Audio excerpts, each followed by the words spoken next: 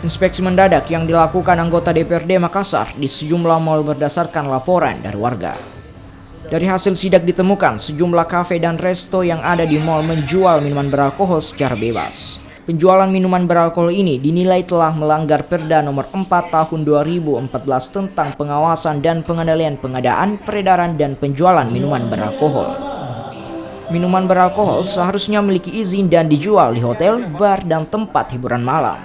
Untuk anggota DPRD Makassar meminta pemerintah Kota Makassar menindak pengusaha yang melanggar penjualan minuman beralkohol. Tidak boleh dibiarkan di tempat-tempat umum, di mal, ya kan, ada penjualan minuman keras. Semua harus duduk lembut, anggota dewan, pemerintah kota, dan pihak-pihak terkait. Kasihan masyarakat, laporan masyarakat mereka sangat cukup terganggu atas penjualan minuman beralkohol di mal.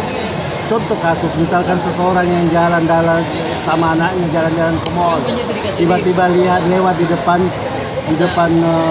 penjualan minuman beralkohol situ. Anaknya tanya, itu apa? Ya, masa harus dijelaskan kepada anak-anak tentang minuman beralkohol. Besok itu rencananya akan dirapatkan dengan yang terkait, ya, akan dipimpin oleh asisten pemerintahan untuk melihat bagaimana dia punya kedudukannya, semua dasar hukumnya, ya, sebelum selanjutnya kita mengambil tindak lanjut selanjutnya. Tapi kenapa bisa pemerintah kota kebocoran ini Pak, ada penjualan di mal-mal seperti itu? Enggak, kita harus tahu dulu karena mall kita itu, sebagian mall kita itu berdampingan, dia adalah bagian dari hotel. Nah itu makanya mau dicek baik-baik, apakah ini izin dari hotel.